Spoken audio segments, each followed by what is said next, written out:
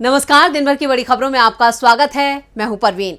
आज इस बुलेटिन में बात होगी छत्तीसगढ़ में राहुल की रैली में उमड़ी भीड़ से डरे मोदी और शाह की, मध्य प्रदेश में हार से डरे अमित शाह की धमकी की, तेलंगाना में केसीआर पर खड़गे के वार की, सिंधिया को लगे जोरदार झटके की। इसके साथ ही जानेंगे क्यों वसुंधरा बनी बीजेपी की मुसीबत, और बुलेटिन के आखिर में बात होगी महुआ के पलटवार की। इसके साथ ही और भी कई बड़ी खबरों से आपको करवाएंगे रूबरू, लेकिन तमाम बड़ी खबरों से पहले एक नजर सुर्खियों पर। राजस्थान विधानसभा चुनाव को लेकर दिल्ली में हुई कांग्रेस स्क्रीनिंग कमेटी की बैठक, 31 अक्टूबर को पार्टी की केंद्रीय चुनाव समिति की बैठक। हिमाचल प्रदेश में सीएम सुखविंदर सिंह सुक्खू का बड़ा आदेश, सरकारी दफ्तरों में जींस पहनने पर लगाई रोक, नियमों का उल्लंघन करने वालों के खिलाफ की जाएगी कानूनी कार्रवाई। महाराष्ट्र के डिप्टी सीएम देवेंद्र फडणवीस ने शिंदे और तमाम विधायकों की अयोग्यता को लेकर दिया बड़ा बयान, कहा शिंदे अयोग्य हुए तो भी बने रहेंगे सीएम। विधायकों की अयोग्यता मामले की चर्चा के लिए स्पीकर राहुल नार्वेकर दिल्ली गए। महाराष्ट्र में मराठा आरक्षण की मांग तेज, आरक्षण के समर्थन में शिवसेना सांसद हेमंत पाटिल ने लोकसभा अध्यक्ष को भेजा इस्तीफा। ये तो थी सुर्खियां, और अब बात आज की सबसे बड़ी खबर की। बीजेपी के पूर्व मुख्यमंत्री रमन सिंह के विधानसभा क्षेत्र राजनाथ गांव में आज राहुल गांधी ने विशाल रैली को संबोधित किया, जहां उन्होंने पीएम मोदी से लेकर बीजेपी पर गिन गिन कर वार किए। अडानी से लेकर महंगाई, बेरोजगारी और भ्रष्टाचार पर जमकर हमला बोला। वहीं अडानी को लेकर राहुल ने मोदी को फिर फंसा दिया है। तो क्या कह गए राहुल गांधी, देखते हैं इस रिपोर्ट में। राहुल गांधी के छत्तीसगढ़ दौरे का आज दूसरा दिन था। राजनांदगांव और करवदा में राहुल ने बड़ी रैलियां की। आज रैली से पहले राहुल गांधी सुबह सुबह खेतों में पहुंच गए, जहां वो किसानों के साथ धान काटते नजर आए। उनके साथ CM Bhupesh Baghel, deputy CM TS Deo Singh भी मौजूद थे। राहुल गांधी ने किसानों के साथ अपनी तस्वीरों को भी सोशल मीडिया पर साझा किया था। वहीं राजनांदगांव में मोदी और अडानी को लेकर राहुल ने कहा, अब आपने निर्णय लेना है कि आप कौन सी सरकार चाहते हो। आपके पास, आपके सामने चुनाव है, आपने निर्णय लेना है। कमल का बटन दबाओगे, अडानी जी की सरकार बनेगी, खदान चली जाएगी, सही दाम नहीं मिलेगा, एयरपोर्ट, पोर्ट सब उठा के ले जाएंगे, आपकी जमीन छीन के ले जाएंगे। या फिर कांग्रेस पार्टी का बटन दबाओ, और जैसे ही आपने बटन दबाया वैसे ही किसानों का, मजदूरों का, छोटे व्यापारियों का काम शुरू हो जाएगा। छत्तीसगढ़ में राहुल गांधी की मौजूदगी ने बीजेपी का खेल खत्म कर दिया है। आपको बता दें कि पहले चरण के लिए 7 नवंबर को वोट डाले जाएंगे। पहले चरण में 20 सीटों पर मतदान होगा। वहीं छत्तीसगढ़ के चुनाव प्रचार के मैदान में उतरे राहुल गांधी खूब वाहवाही बटोर रहे हैं। आज राजनांदगांव और करवदा में राहुल ने हल्ला बोल किया। राजनांदगांव में कांग्रेस ने गिरीश देवगन को प्रत्याशी बनाया है। इसके अलावा जिले में 4 विधानसभा सीटें हैं, वहीं करवदा जिले में 2 विधानसभा सीटें हैं। राजनांदगांव विधानसभा सीट पूर्व मुख्यमंत्री और बीजेपी के राष्ट्रीय उपाध्यक्ष डॉक्टर रमन सिंह का निर्वाचन क्षेत्र होने की वजह से हाई प्रोफाइल सीट है, जहां कांग्रेस ने सेंध लगाने की तैयारी कर ली है। राहुल के वार से बीजेपी परेशान है, तो एमपी में भी बीजेपी परेशान है। कोई अधिकारी कमल का ध्यान नहीं रखे तो उसे छोड़ना नहीं। शिवराज जी, आप भी मैसेज कर दो कि किसी को नहीं बचा पाओगे। आप अंदाजा लगाइए ये सड़क छाप भाषा किसकी हो सकती है। शासन के अधिकारियों को ऐसी खुली धमकी कौन दे सकता है। और सबसे बड़ा सवाल कि क्या चुनाव जीतने का इतना बड़ा डर है कि इस स्तर तक गिरना पड़ रहा है। तो किसने कहा और क्यों किया इस भाषा का इस्तेमाल, आइए देखते हैं इस रिपोर्ट में। मध्य प्रदेश में विधानसभा चुनाव होने जा रहे हैं। ज्यादातर सर्वे भाजपा की हार पर मोहर लगा चुके हैं। अब हालात ये हो गए कि भाजपा जीत के लिए साम दाम दंड भेद तक पर उतारू है। मुख्यमंत्री शिवराज सिंह चौहान ने पहले वोट खरीदने के लिए तमाम लोक लुभावनी घोषणाएं कर दी। उससे भी काम नहीं चला तो सांसद मंत्रियों को विधानसभा के रण में उतार दिया। सारे हथकंडे फेल होते देख अब केंद्रीय गृह मंत्री अमित शाह ने अपने अंदाज में डैमेज कंट्रोल की कवायद शुरू कर दी है। नाराज नेताओं को मनाने का जिम्मा उन्होंने अपने हाथ में ले लिया है। लेकिन भोपाल में बैठक के दौरान अमित शाह नाराज नेताओं को मनाने की जगह अधिकारियों पर रौब दिखाते नजर आए। उन्होंने कहा कि यदि कोई अधिकारी कमल का ध्यान नहीं रखे, नुकसान पहुंचाए तो उसकी तुरंत शिकायत आयोग को करो, छोड़ना नहीं। शाह इतने पर भी नहीं रुके, बल्कि उन्होंने मुख्यमंत्री शिवराज सिंह चौहान की ओर देखकर कहा कि आप भी मैसेज कर दो कि किसी को बचा नहीं पाओगे। आपको बता दें कि शाह 3 दिन मध्य प्रदेश रहकर 230 सीटों का फीडबैक ले रहे हैं। शायद पहले ही दिन महाकौशल के फीडबैक से वो इतने डिस्टर्ब हो गए कि उन्हें अधिकारियों के लिए ऐसे शब्द बोलने पड़े। अमित शाह का ये डर उनकी हार को बयां कर रहा है। तो तेलंगाना में भी केसीआर पर हार का खतरा मंडरा रहा है। आज तेलंगाना पहुंचे कांग्रेस अध्यक्ष मल्लिकार्जुन खड़गे ने विशाल रैली को संबोधित किया, जहां उन्होंने कांग्रेस की 6 गारंटियों को लेकर बड़ा ऐलान किया है। तेलंगाना में विधानसभा चुनाव के लिए प्रचार तेज हो चुका है। एक तरफ दक्षिण भारत के राज्य कर्नाटक में हाल ही में मिली जबरदस्त जीत के बाद कांग्रेस के हौसले बुलंद हैं, तो वहीं दूसरी तरफ हाल ही में जो सर्वे आए हैं उसमें तेलंगाना में कांग्रेस की सरकार बनते दिख रही है। इस बीच कांग्रेस की विजय भेरी यात्रा में कांग्रेस अध्यक्ष मल्लिकार्जुन खड़गे पहुंचे और बीजेपी पर जोरदार हमला बोलते हुए खड़गे ने कहा कि ये यूपीए गवर्नमेंट में नए नए योजनाएं लाए, मनरेगा लाए, कंपलसरी एजुकेशन लाए, फूड सिक्योरिटी लाए, हेल्थ मिशन लाए, ये सब काम हमने किया। और ये लोग हमारे खिलाफ क्या बोल सकते हैं? सिर्फ यही बोल सकते हैं कांग्रेस ने सत्ता। अरे तुम्हारी गवर्नमेंट ही नहीं थी, 70 साल में क्या किया बोल के कौन बोल रहा है? 60 साल वाला बोल रहा है। हाँ, तुम्हारी पैदा भी नहीं हुए थे आजादी के पहले। क्या आजादी तुम लोग लाए? क्या तुम्हारे रिश्तेदार लाए? क्या बीजेपी लाई? क्या आपकी बीआरएस लाई? खड़गे ने 6 गारंटी का जिक्र करते हुए कहा कि कांग्रेस पार्टी आपको 6 गारंटी दे रही है। कितना? 6 गारंटी। और 6 गारंटी में आप सभी को मालूम है, सबसे फायदेमंद, सबको ठीक ढंग से मिलेगा वो महालक्ष्मी 2500 रुपए हर महीना हमारे महिलाओं को मिलेगा। 500 रुपए गैस सिलेंडर मिलेगा।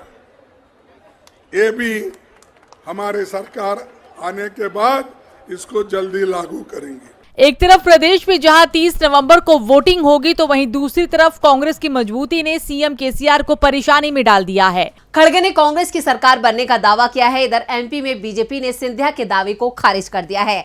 मध्य प्रदेश विधानसभा चुनाव में सिंधिया को लेकर चल रहे तमाम कयासों पर विराम लग गया। सिंधिया समर्थक दावा कर रहे थे कि सरकार बनने पर वो सीएम पद के दावेदार हो सकते हैं, लेकिन बीजेपी ने इन कयासों की हवा निकाल दी है और सिंधिया को जोरदार झटका दिया है। मध्य प्रदेश में विधानसभा चुनाव के लिए बीजेपी की फाइनल सूची सामने आ चुकी है। कांग्रेस पहले ही सभी 230 सीटों पर अपने उम्मीदवार घोषित कर चुकी है। बीजेपी के 2 उम्मीदवार बचे थे जो उसने घोषित कर दिए। गुना सीट से पन्नालाल शाक्या और विदिशा से मुकेश टंडन को बीजेपी ने उम्मीदवार बनाया है। सबसे बड़ी बात यह कि इन दोनों ही सीटों पर उम्मीदवारों का नाम इसलिए तय नहीं हो पा रहा था क्योंकि विदिशा पर शिवराज और गुना पर सिंधिया का वीटो लगा हुआ था। साथ ही ये भी कहा जा रहा था कि हाईकमान इनमें से किसी एक सीट पर ज्योतिरादित्य सिंधिया को भी चुनाव मैदान में उतार सकता है। लेकिन जब बीजेपी की फाइनल लिस्ट सामने आई तो सिंधिया को सबसे बड़ा झटका लगा। सिंधिया समर्थकों की उम्मीदें भी टूट गई। बीजेपी ने सिंधिया का पत्ता साफ कर दिया है। गुना सीट को लेकर कहा जा रहा था कि सिंधिया को बीजेपी चुनाव मैदान में उतार सकती है, तो दूसरी ओर कांग्रेस का दावा था कि सिंधिया जहां से भी चुनाव लड़ेंगे वहीं से हारेंगे क्योंकि जनता उनसे नाराज है। और अब जो खबर आ रही है उसमें साफ है कि सिंधिया विधानसभा चुनाव नहीं लड़ रहे हैं और जिस गुना सीट को होल्ड पर रखा गया था उस पर सिंधिया तो दूर, उनके समर्थक को भी बीजेपी ने टिकट नहीं दिया है। सिंधिया नीरज निगम और ओम प्रकाश नरवरिया में से किसी एक को टिकट देने की मांग कर रहे थे, लेकिन बीजेपी ने पन्नालाल शाक्य को टिकट दिया है जो संघ के करीबी माने जाते हैं, जबकि विदिशा सीट पर शिवराज सिंह चौहान के करीबी मुकेश टंडन को बीजेपी ने उम्मीदवार बनाया है। यानी सिंधिया का दबाव नहीं माना गया, लेकिन शिवराज की इच्छा जरूर पूरी हो गई। एमपी में सिंधिया बीजेपी के लिए बड़ी मुसीबत बन गए हैं। वहीं राजस्थान में वसुंधरा भी बीजेपी की परेशानी बढ़ा रही हैं। राजस्थान विधानसभा चुनाव की वोटिंग में 1 महीने से भी कम का वक्त बचा है। 30 अक्टूबर से नामांकन प्रक्रिया शुरू हो रही है, लेकिन बीजेपी की परेशानी खत्म होती नहीं दिख रही है। वसुंधरा की नाराजगी पार्टी पर भारी पड़ रही है और अब बागियों ने इस परेशानी को और बढ़ा दिया है। क्या है पूरी खबर, देखते हैं इस रिपोर्ट में। राजस्थान विधानसभा चुनाव में बीजेपी के सामने उसके अपने ही नेता चुनौती बनकर खड़े हो गए हैं। बगावत के चलते पार्टी को भारी नुकसान होता नजर आ रहा है, तो डैमेज कंट्रोल के लिए पार्टी की तरफ से किए जा रहे प्रयास भी बेअसर दिख रहे हैं। ऐसे में पार्टी को अपनों से ही जूझना पड़ रहा है। बीजेपी ने अभी तक 124 सीटों पर अपने प्रत्याशी उतारे हैं। इनमें से 68 सीट पर विरोध के स्वर नजर आ रहे हैं, तो इनमें से 35 सीट ऐसी है जिन पर खुलकर बगावत शुरू हो चुकी है, जबकि 10 सीटों पर टिकट कटने से नाराज नेता निर्दलीय चुनाव लड़ने का ऐलान कर चुके हैं। आपको बता दें कि सबसे ज्यादा विरोध वसुंधरा खेमे के विधायकों के टिकट काटने पर हो रहा है।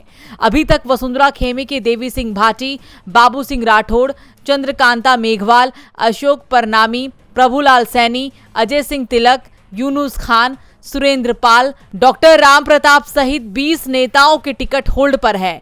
इनमें से कुछ के टिकट कट भी चुके हैं। ऐसे में अंदरूनी विरोध के कारण बीजेपी को राजस्थान में बड़ा नुकसान झेलना पड़ सकता है। बीजेपी के प्रदेश अध्यक्ष सीपी जोशी के गृह जिले चित्तौड़गढ़ में जयपुर के बाद सबसे ज्यादा बगावत दिखाई दे रहा है। चित्तौड़गढ़ से मौजूदा विधायक चंद्रभान सिंह आकिया का टिकट काटते हुए नरपत सिंह राजवी को प्रत्याशी बनाया गया, जहां उनका जबरदस्त विरोध हो रहा है। इसी तरह से जयपुर शहर की झोटवाड़ा सीट पर बीजेपी ने पूर्व मंत्री और वसुंधरा राजे के समर्थक राजपाल सिंह शेखावत का टिकट काटकर इस सीट से लोकसभा सांसद कर्नल राजवर्धन सिंह राठौर को प्रत्याशी बनाया है, लेकिन राठौर पार्टी कार्यकर्ताओं के विरोध के चलते चुनाव प्रचार तक नहीं कर पा रही हैं। किशनगढ़ सीट से भाजपा के पूर्व प्रत्याशी विकास चौधरी का टिकट काटते हुए सांसद भागीरथ चौधरी को प्रत्याशी बनाया गया। बूंदी जिले में 3 बार से मौजूदा विधायक अशोक डोगरा के खिलाफ विरोध था। बीजेपी ने फिर से उनको प्रत्याशी बनाया, उसके बाद से लगातार विरोध जारी है। मतलब साफ है कि राजस्थान में बीजेपी के लिए मुसीबत कम होती नजर नहीं आ रही है। बागी बीजेपी का खेल बिगाड़ रहे हैं तो यूएन महासचिव इजराइल का खेल बिगाड़ रहे हैं। इजराइल और हमास में जारी जंग को 3 हफ्ते पूरे हो चुके हैं, लेकिन जंग थमने के आसार नजर नहीं आ रहे हैं। इजराइल ने हमास के खिलाफ अपने हमलों को तेज कर दिया है, तो वहीं दूसरी तरफ संयुक्त राष्ट्र प्रमुख की तरफ से इस जंग को रोकने के लिए अपील की जा रही है। क्या है पूरी खबर, देखते हैं इस रिपोर्ट में। इजराइल हमास युद्ध का आज 23वां दिन है। एक तरफ इजराइल और फिलिस्तीन के बीच चल रही लड़ाई को रोकने की कोशिशें तेज हो गई हैं, तो वहीं दूसरी तरफ यूएन में युद्ध विराम को लेकर प्रस्ताव पेश किया है, जिसमें संघर्ष पर तत्काल रोक लगाने की मांग की गई थी। इस प्रस्ताव के पक्ष में 120 देशों ने वोट किया, जबकि 14 देशों ने इसके खिलाफ वोटिंग की है। इसी कड़ी में एक बार फिर से संयुक्त राष्ट्र प्रमुख एंटोनियो गुटेरेस ने सोशल मीडिया एक्स पर युद्ध विराम की अपील को दोहराया है। उन्होंने कहा कि हमारी आंखों के सामने एक मानवीय आपदा सामने आ रही है। मैं बंधकों की बिना शर्त रिहाई और गजा में लोगों की मानवीय जरूरतों के अनुरूप राहत वितरण के साथ तत्काल युद्ध विराम के लिए अपनी अपील को दोहराता हूं। गौरतलब है कि संयुक्त राष्ट्र प्रमुख की तरफ से लगातार इस युद्ध को रोकने की अपील की जा रही है। तो वहीं इजरायली पीएम बेंजामिन नेतन्याहू ने साफ कर दिया है कि हमास के खिलाफ जारी ये युद्ध लंबा और कठिन होगा। हमास ने मांग करते हुए कहा कि इजराइल सभी फिलिस्तीनी कैदियों को रिहा करे और बदले में वो बंधक बनाए गए सभी इजरायली नागरिकों को रिहा कर देगा। आपको बता दें कि इजराइल के हमले से गजा में तबाही मची हुई है। इस जंग में अब तक 8000 से ज्यादा लोगों की जान जा चुकी है। 7 अक्टूबर से शुरू हुई ये जंग कब खत्म होगी ये कहना मुश्किल लग रहा है। और बुलेटिन के आखिर में बात महुआ के वार की। टीएमसी के तेज तरार नेता और सांसद महुआ मोइत्रा और बीजेपी के बीच विवाद और तूल पकड़ता जा रहा है। बीजेपी सांसद निशिकांत दुबे और महुआ के बीच चल रहे टकराव में अब इन दोनों नेताओं की अदावत में एक और केंद्रीय मंत्री की एंट्री हो चुकी है। मोदी के मंत्री ने महुआ को राष्ट्रीय सुरक्षा को लेकर घेरा था, जिस पर महुआ ने करारा जवाब दिया है। तो क्या कहा है महुआ ने, देखते हैं ये रिपोर्ट। लोकसभा में पैसे लेकर सवाल पूछने के मामले में बीजेपी नेताओं और टीएमसी सांसद महुआ मोइत्रा के बीच विवाद और जुबानी जंग जारी है। इस बीच तृणमूल कांग्रेस की सांसद महुआ मोइत्रा ने केंद्रीय मंत्री निशिकांत दुबे के लगाए गए आरोपों को खारिज कर दिया है। महुआ मोइत्रा ने कहा कि बीजेपी के पास अपने आरोपों को साबित करने के लिए कोई सबूत नहीं है। सोशल मीडिया प्लेटफॉर्म एक्स पर महुआ मोइत्रा ने लिखा, पहले बीजेपी ने कहा कैश फॉर क्वेश्चन, ये विफल हो गया क्योंकि फर्जी आरोप को साबित करने के लिए कोई सबूत नहीं था। अब ये राष्ट्रीय सुरक्षा है, असली क्वेश्चन आंसर पोर्टल का नहीं, जिस तक प्रत्येक एमपी टीम के 10 लोग प्रतिदिन पहुंचते हैं। इस तरह से संदिग्ध एफपीआई के स्वामित्व वाले अडानी को हमारे बंदरगाहों और हवाई अड्डों को खरीदने के लिए एमएचए की मंजूरी मिल जाती है। महुआ मोइत्रा का यह बयान अनुराग ठाकुर के टीएमसी सांसद पर दिए बयान के बाद सामने आया है। केंद्रीय मंत्री अनुराग ठाकुर ने कहा था कि ये राष्ट्रीय सुरक्षा का मामला है और इसकी जांच और उचित कार्रवाई जल्द की जानी चाहिए। टीएमसी सांसद को बीजेपी सांसद निशिकांत दुबे की दायर शिकायत से जुड़े मामले में 2 नवंबर को एथिक्स कमेटी के सामने पेश होने के लिए कहा गया है। हालांकि इससे पहले महुआ मोइत्रा ने 5 नवंबर तक का वक्त मांगा था। आपको बता दें कि निशिकांत दुबे और महुआ मोइत्रा के बीच टकराव तब शुरू हुआ जब बीजेपी नेता ने लोकसभा अध्यक्ष ओम बिरला को पत्र लिखकर महुआ मोइत्रा के खिलाफ पैसे के बदले सवाल करने के आरोप लगाए। है। इसके साथ ही निशिकांत दुबे ने एक पोस्ट में कहा कि किसी दूसरे व्यक्ति के साथ संसदीय पोर्टल लॉगिंग साझा करना सरकारी निकाय एनआईसी के साथ करार का उल्लंघन है और ये सुरक्षा जोखिम है। अब महुआ ने एक बार फिर अडानी मुद्दे पर बीजेपी को घेरा है। देखना होगा कि बीजेपी अब अपनी सफाई में क्या कहती है। और इसी के साथ इस बुलेटिन में आज इतना ही। देखते रहिए डीवी लाइव। नमस्कार।